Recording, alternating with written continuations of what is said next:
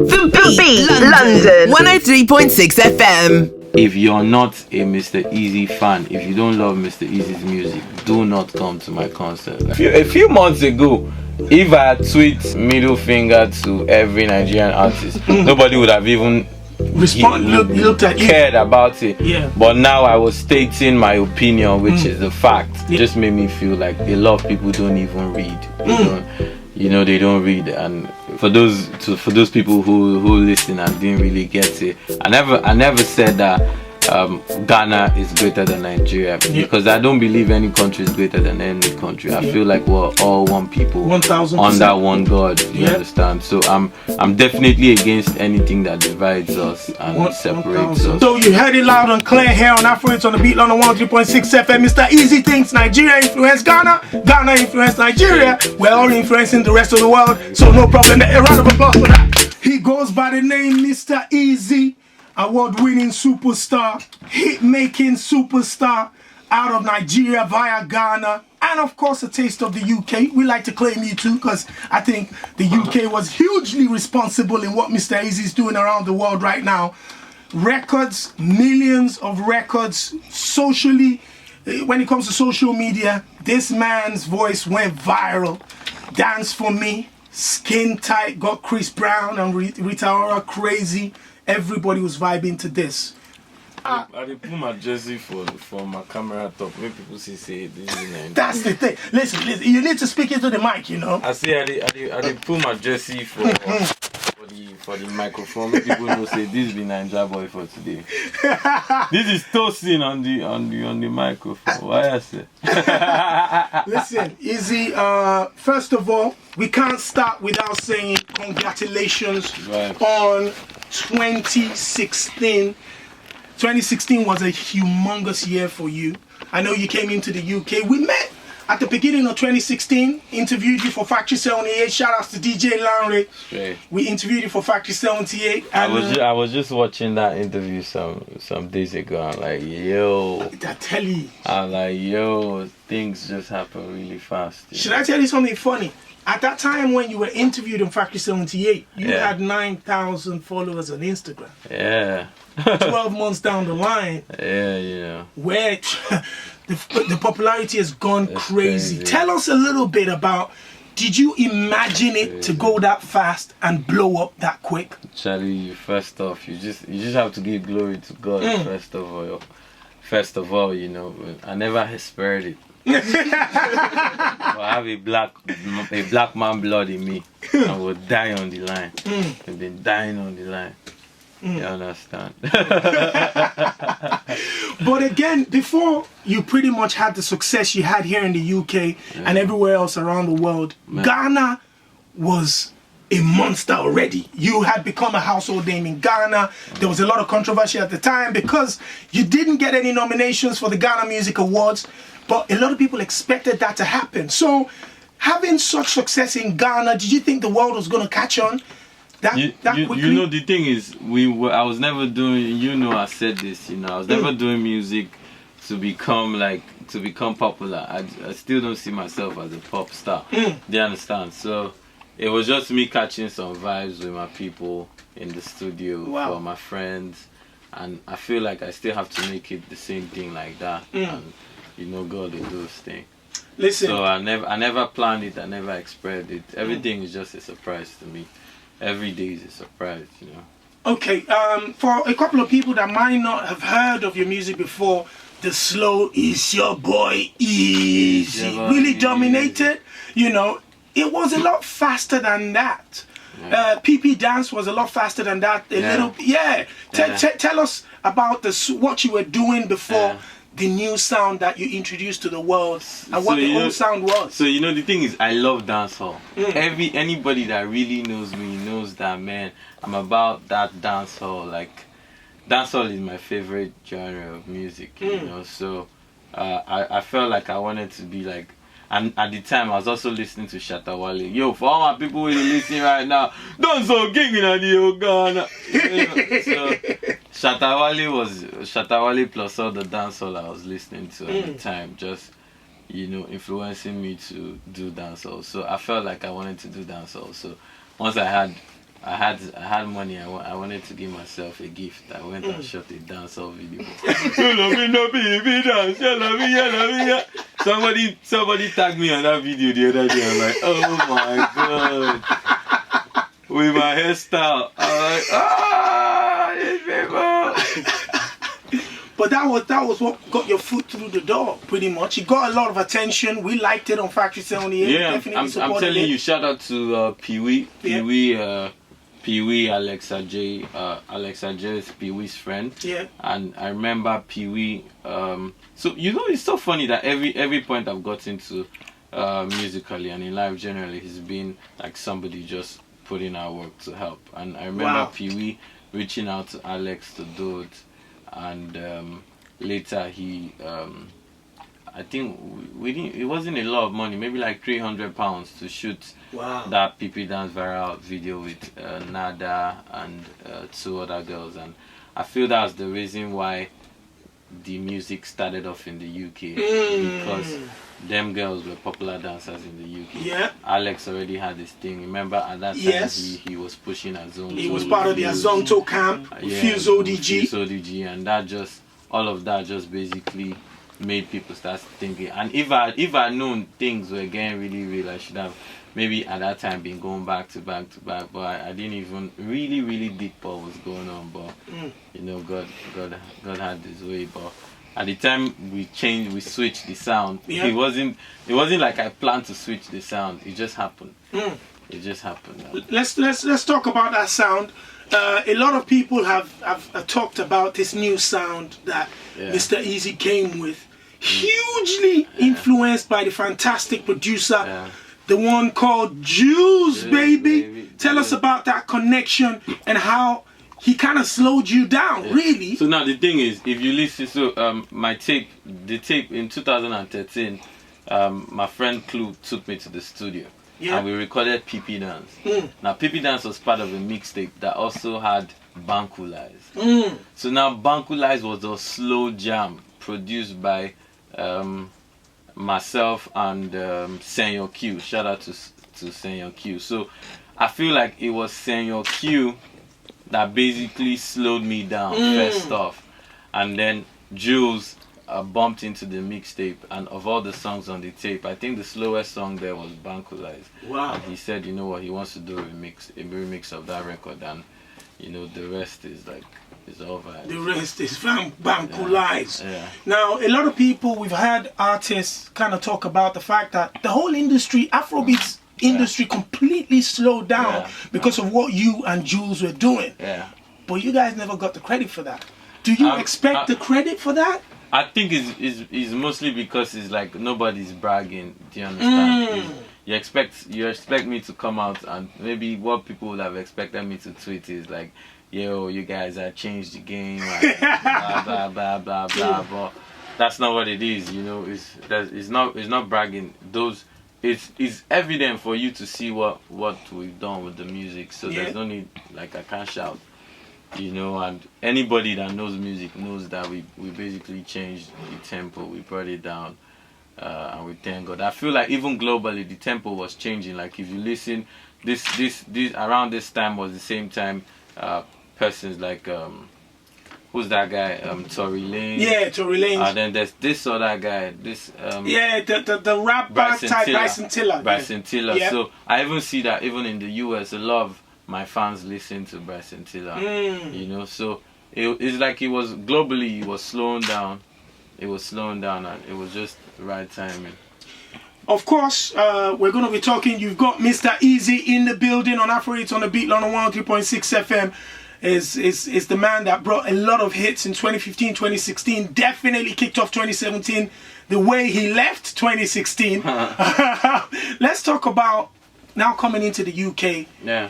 And first of all, starting with the small gig and intimate session you had with your fans before deciding to take it to the Kentish Forum. Yeah. So you know, it's the same like in Ghana. So in Ghana, 29th December 2015, I said to my manager, you know what, let's do 69 with Eazi.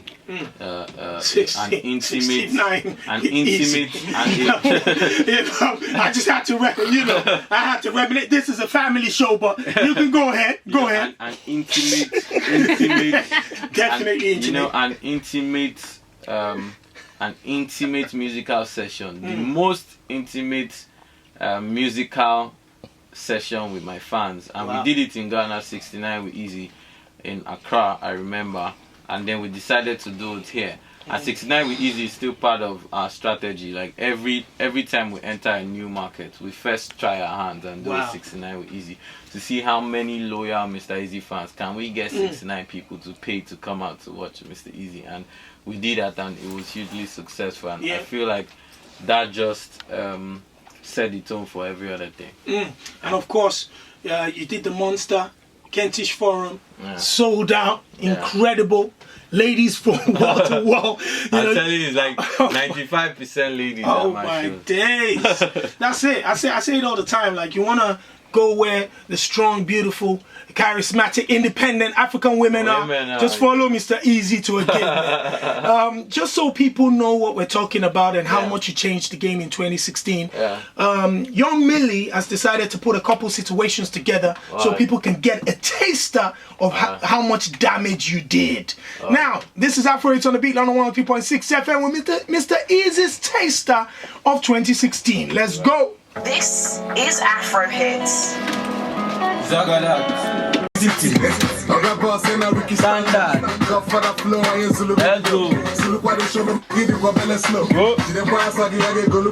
it's a blessing, you know, to just, I'm just listening and I'm like, yo, we actually put out records, man.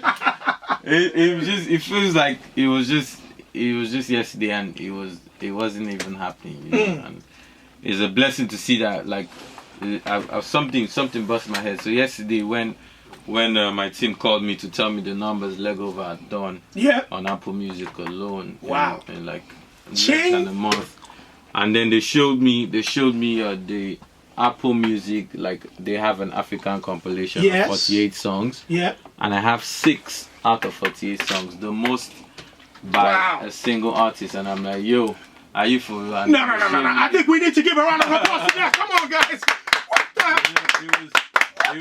It was crazy, and then they went on to like show me the Apple Music top 20 since like July. Wow. Every month in top 20 I have 4. Wow. Including this month. So I'm like, yo, we don't even know. I didn't even know that all this was even happening. We're just focusing on like doing the music, putting out the music. That's when we had, you know, I've been on a couple of panels, we've had discussions here in the studio myself, DJ Young Millie, MC Timmy, shout out to MC Timmy. He missed today's interview of all interviews. So you can enjoy your while you're staying at home, brother. Anyway, while we were having conversations, I was very adamant that Mr. Eazi has had the biggest year in 2016 because of the way it started and the way it's continued throughout that year. And sometimes, you know, you have to play the music so that people remember some of the damage you've done to the dance floor. We haven't even touched on Dance For Me, how much of an impact your kind of coming together with UG made. Tell us about that. You know, that relationship with our boy UG in the UK, how that started off, and how what he's going to do. A couple of people like DJ Sour, Jules had sent me like records to do with UG, but I hadn't felt like doing any. And at that time, I was getting a lot of offers like left and right. Oh, we want to work with you, and so I didn't really want to do it till one day I'm just driving and I hear the beats for that song, Body. Then go call police, and I just came up with that hook. And then I thought it was my beat, so I'm ready. I call my manager. I'm like, yo, bro, we got another one, man. And I'm singing it to him, and I go and record it. So whilst I'm recording it, Yuji just texts me, and he's like, oh, bro, don't worry about that song. I know you don't want to do it right now. Maybe we'll do something else. And I'm like, what song is this guy even talking about? Then I scroll up in his WhatsApp, and then I just see he's the one, and then I'm like, oh, let's buy the song off you. And he's like, yo, bro, and I send him the hook, and you know, and when I met Eugene in March, he like straight up chilled guy, positive vibe, and then we recorded dance for me as well, Yeah. and it was a madness, you know. So nice to go now. Nah, man. It was great to see kind of like the union with you and UG, especially UG just coming kind of into the game fresh. But his collaboration with yourself from Body, then Dance for Me, completely shut down the whole world. I remember speaking to you on social media. You were like, there are countries you haven't heard of before, and you're seeing viral videos from there. What was that like? It was crazy. Just seeing everything happen like in front of us, like. You know, the only two, that's one thing I always keep like highlighting, is that there's been no marketing budget. You know, I've been with a lot of artists, like African artists, and a lot of them haven't even broken even. You know, and it's just amazing to see how God just took us, and just with our data, you know, we say with the highest bundle set, and just reposting. I mean, it's like, it's just, you just have to relate it to the divine, because what's there in reposting a video, like people do that all the time. Absolutely. But God just took it to the next level. You know, Dance for Me has like almost 12 million streams on Spotify, and that's a platform that is not even in Africa. You know, so and if you go, the other day I was on SoundCloud on the World Dancehall chart. Since last year, Dance for Me is right there, up there, and I'm like, you know what, that we don't even deep how far that record has gone. I feel like we did not even harness it. It's not gone. So like this year we should even put do something on it. Because even when I went to East Africa, what? It's still going. Listen, young man, please, let's just drop that Dance for Me track. Let people know what people are feeling. Let's shocky and vibe and dab and everything in the building. It's Afro Hits on the Beat on 103.6 FM with a special guest. It's your boy Eazi. And of course, DJ Young Millie. We've got K-Sweez in the building. The photographer himself, Michael Tubes, and of course Tia, making sure everything is all, you know, prim and proper up here. Even though you're dressed like you're going either to a dance floor. It's gym. Okay, all right. Gym. All right. Yeah, we Where's go. Tia from? Where are you from? I am half South African, half Bayesian. Hey, Eazi, your boy Eazi. Straight. Eazi. It's okay. You finished 2016 with arguably, you know, the biggest concerts, one of the biggest concerts in Nigeria, in Lagos. And just tell us about that experience, what it was like to go home to Lagos and do something. It was a blessing, and it was more of a statement than anything. I wanted to prove to myself and to prove to everybody that it wasn't just fluke. It wasn't a fluke. And then to see that my people will come out and support me. And I remember tweeting and saying, if you're not a Mr. Eazi fan, if you don't love Mr. Eazi's music, do not come to my concert. Like I don't want you to come. I just want to vibe with my people at my concert. And we underestimated ourselves. It was a 2.5 capacity place. It had 3,000 people. And then there was like another like 5,000 people Nigeria, outside. no health and safety. Just let everybody go in, bro. I let 500 extra persons go in, and then if I'd let any other, because we had a very big VIP, if I had let any other person go in, it was going to be a mess, and because of health and safety, we didn't let that happen. What was the highlight for me was I'm performing, and then I see people who paid for VIP with the VIP bands. They've left the VIP into the crowd, and they've come to popular. That's my people. They've come right in front by the stage, and I'm looking at them. I'm like, what? I'll give you 2 reasons for that. One of the reasons why the VIP got in front of the stage, one, to catch the vibe, obviously, and 2, that's where the girls are, bro. I'm telling you. You know, so it was a huge success. We did it ourselves. So, both in terms of the shows, the lighting, that I can say this. I could say this, that's the best lighting ever of a Nigerian concert. We gave that concert that real vibely feel, and it was great. We can't wait to do it again, God willing, in December 2017. It's gonna be a dirtiness. Well, it can be understated, the fact that you have genuine love from Ghana, incredible love from Ghana. You pretty much kicked off your career from there. Your broken English is pretty much Ghanaian broken English, which a lot of us are starting to learn now, because it looks like that's what gets the girls. But you got everybody riled up on the Nigerian side of things with a tweet that you put out, that the influence of Ghanaian music on Nigerian music cannot present day Nigerian sound cannot be overstated. Boom, boom, boom, boom, boom, boom. Catch him, kill him, chase him away, man. Rasta. They don't know. What was that like? Like when you saw the response that was coming your way? First off, like I was just giving glory to God. I'm like a few months ago.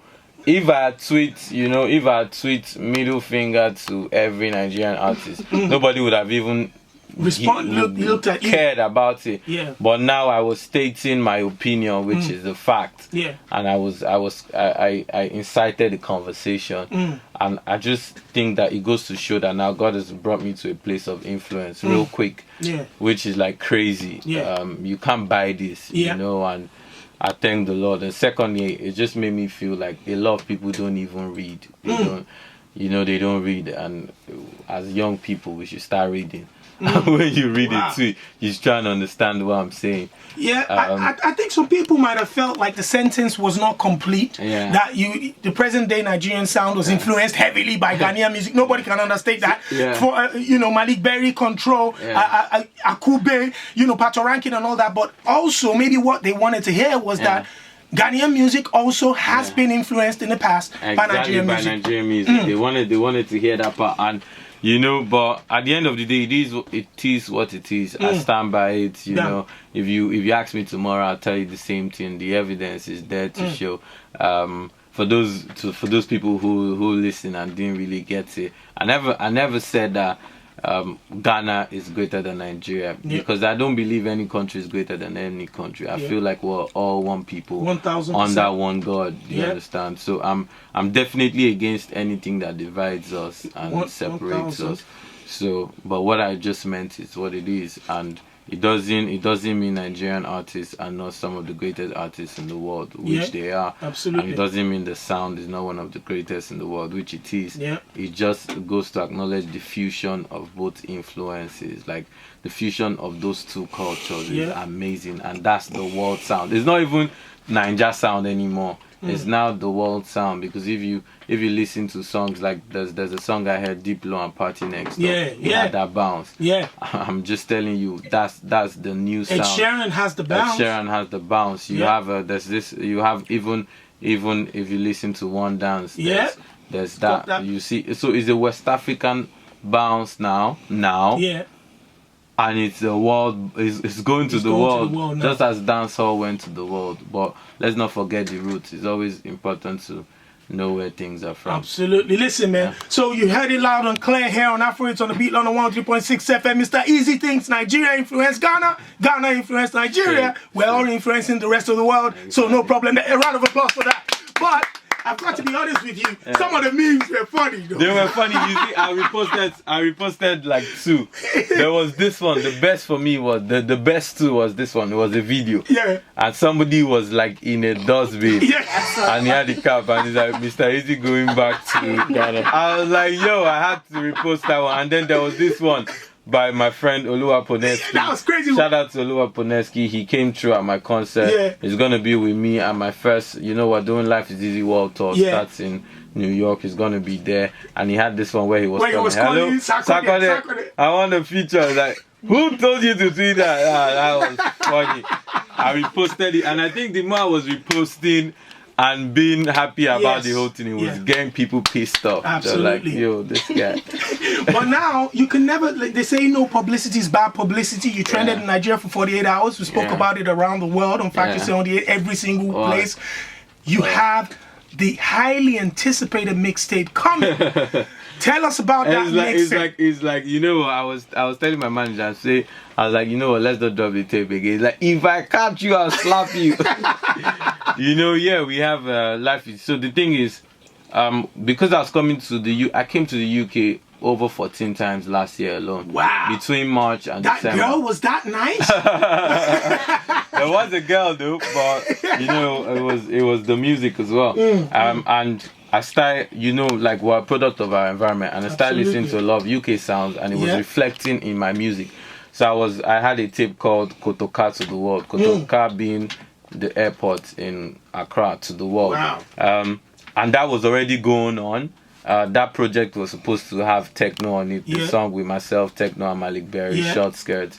Supposed to have a lot of beautiful music on it. Global, like what you'll be hearing in 2017 from a lot of artists. And then, but all of a sudden, the music got to Nigeria and started messing up the place. A total mess. And I said, you know what? Let's give our West Africans something to increase our roster, so that we can then, before we drop that Kotoka to the world, let's first give them Accra to Lagos. It's not a big deal tape. It's just I want more songs to go on tour with, and I'm giving you guys West African get that vibe. moolah with. Yeah, to get that moolah. No with. pun intended. You know, so Accra to Lagos basically even talks more about the fusion of sound from the Accra side to the Lagos side. As you go through the tape, you would hear, okay, this is, we're in Accra. You would hear sonically that we're in Accra. And when you get to the Lagos side, you know that nobody needs to tell you that this track was made in Lagos. And at the end of the tape, you would hear that at the end of the day, there's an almost underlining identifiable bounce throughout. Even though it switches a little in the Nigerian sound, which even goes to show that, man, the new sound from West Africa, the new world sound is fusion sound. And that's Banku music. A fusion of sounds. And tilapia. You know, there's a song on the tape called Tilapia, you know. I can't wait for that song to drop, man. Listen, we got Mr. Eazi in the building. Accra to Lagos is coming out real soon. February, 11th of February 2017. But one of the songs now doing the rounds and topping the charts on Apple Music. It's titled Leg Over. Let the world hear it. Your Millie. This Leg over. Leg over. Leg over. Leg over. We done dirty for this place. We done dirty for ourselves for here now. We done dirty. Maybe I'll be able to get some Ghanaian. We done dirty for this place. What is the title? February 11th.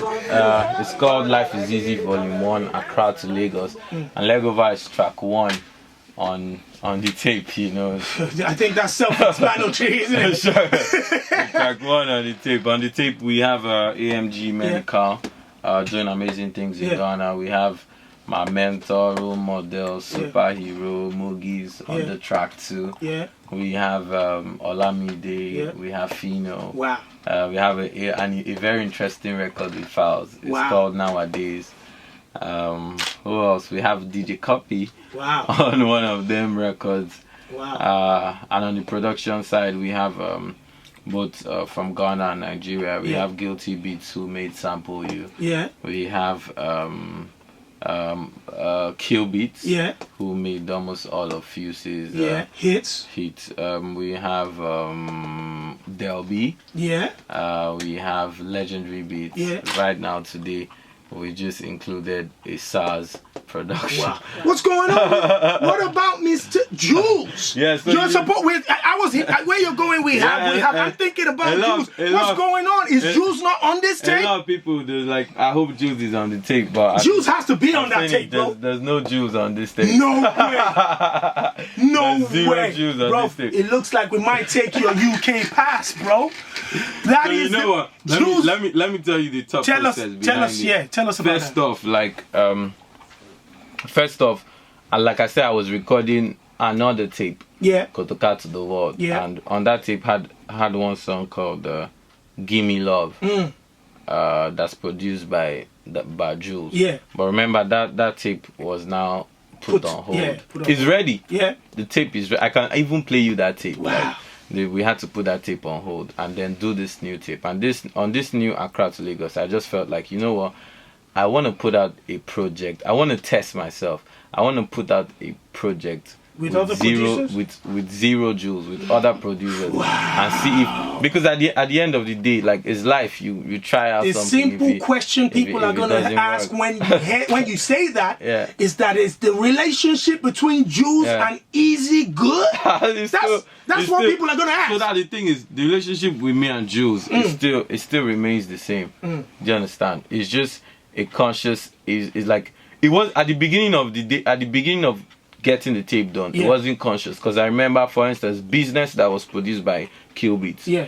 So this is how my production works. I go into the studio with OT. So that's why on almost all my songs you hear me say OT, my volume. Yeah. And then I and OT will create a sketch. And we then send to Jules to finish He it now up. develops it. He now develops it. So at the point where we were making this tape, let's say like 3 of the songs, after the sketch I sent to Jules. But you know, music is a feeling. Yeah. If you're not feeling it, you can't go on it. And when if you send me a song and I'm not feeling it, if you force me to do it, you're not gonna like the outcome.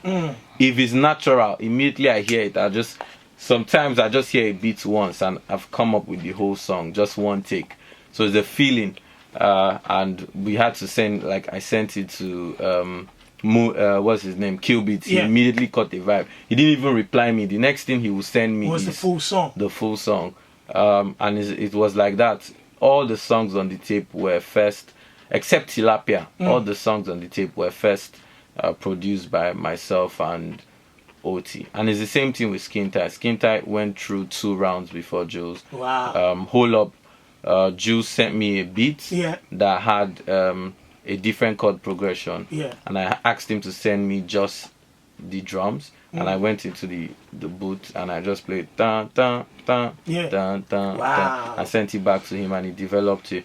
And it's like that. So it's not a case of, oh, I don't want Jules. So the relationship is good. We're gonna be hearing some more Jules and Mr. Eazi. I and Jules, we have at least three songs that are there. He was even telling me last time he wanted one of them since that song is not gonna be on the tape. And again, I wanted a tape that doesn't have a familiar Eazi sound. Okay. I wanted a tape that doesn't have a familiar Eazi sound. Let's give them a break. It's difficult not to have that. Like, look at what you did. The funny thing, whilst you were talking about the fact that you might not like a song and stuff like that, I know I introduced you to DJ Spinner, and he told me he played you the beat. Yeah. And you weren't feeling it at first, and look at what him has done. I wasn't feeling it. I wasn't feeling it at all. Wow. I remember the first time he played it for me, I tried to dodge from doing that song. I literally ran away. And then one day I'm just on Snapchat and I'm in OT's studio and I'm putting it, and it's like he sees me and he's around the corner. Next thing I just see the door is opening and Spinall is walking in with his laptop. And I'm like, oh, and you know all these studios that have like this studio, just one door. Yeah. You can't run. So he's like, yo, Mr. Eazi, oh yeah, come and do this record. I say, this guy don't catch me. Oh. So I just quickly went to the booth. But it's so funny, once I got into the booth, Ohima was a one take.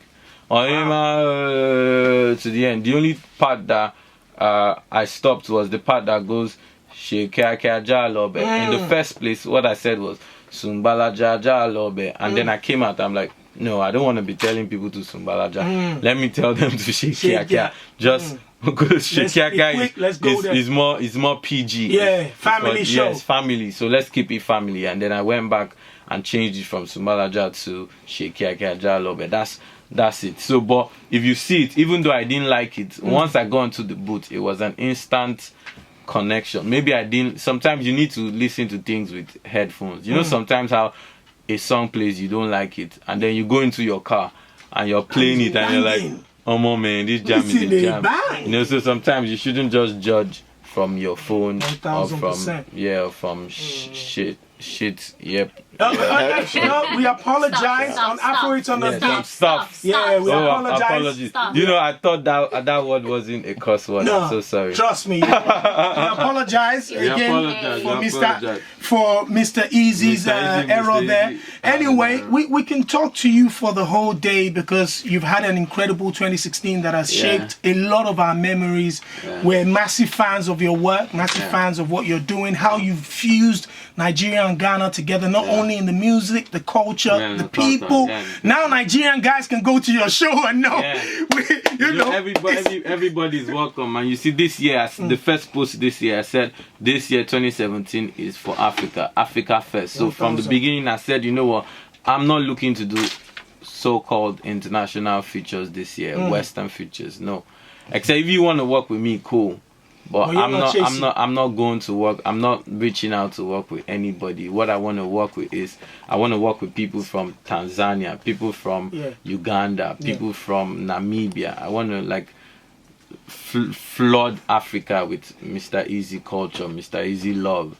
You know, that's the goal for this year. And tour meet Africans in diaspora. Play shows. Like I want to be able to play shows in New York, and it's not just you know how a Nigerian artist goes to New York to play a show, and it's only Nigerians that he show.